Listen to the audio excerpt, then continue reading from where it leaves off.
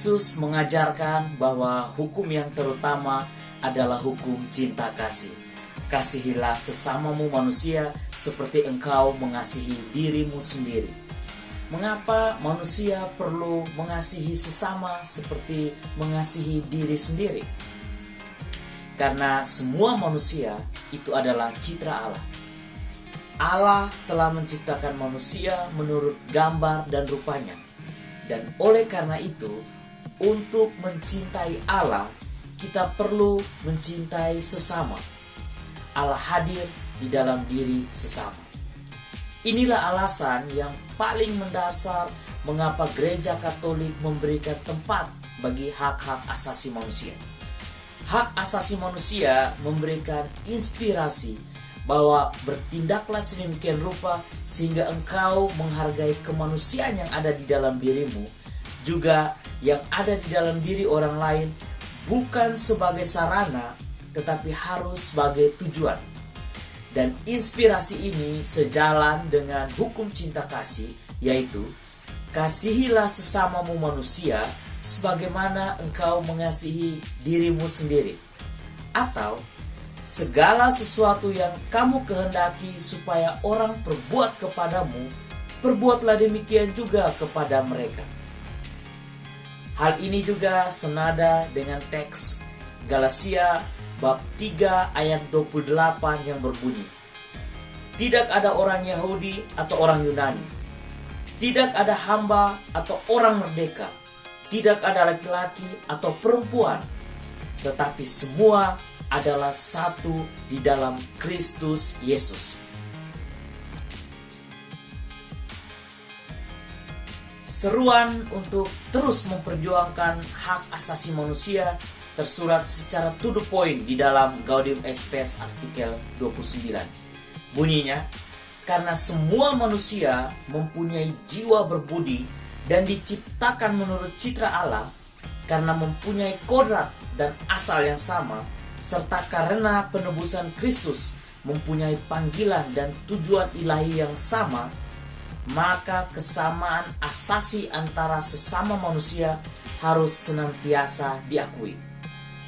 Artikel ini hendak menjelaskan bahwa karena Kristus telah menebus semua orang tanpa pandang bulu, siapa dan bagaimanapun dia, maka setiap manusia memiliki kesamaan asasi yang tidak bisa dicabut atau diganggu-gugat oleh orang lain. Mengakui dan memperjuangkan hak asasi manusia adalah sikap mengambil bagian dalam karya penebusan Kristus.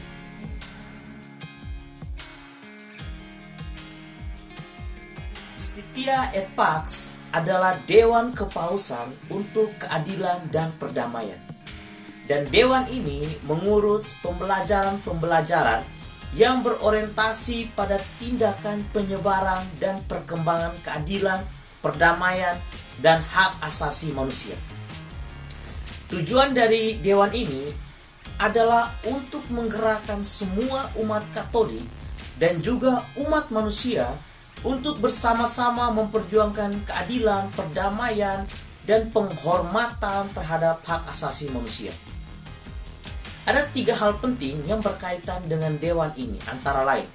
Yang pertama, dewan ini memperdalam ajaran gereja yang sesuai dengan prinsip-prinsip keadilan universal, perdamaian, dan hak asasi manusia. Yang kedua, dewan ini mengambil fokus pada mengumpulkan informasi dan mengevaluasi berbagai hal yang berkaitan dengan keadilan, perdamaian, dan pelanggaran hak asasi manusia. Dan yang ketiga, dewan ini akan memperbesar kesadaran untuk penerapan prinsip-prinsip keadilan, perdamaian, dan hak asasi manusia. Di Indonesia, Dewan Justitia et Pax ini lebih dikenal sebagai Komisi GPIC atau Komisi Justice, Peace, and Integrity of Creation.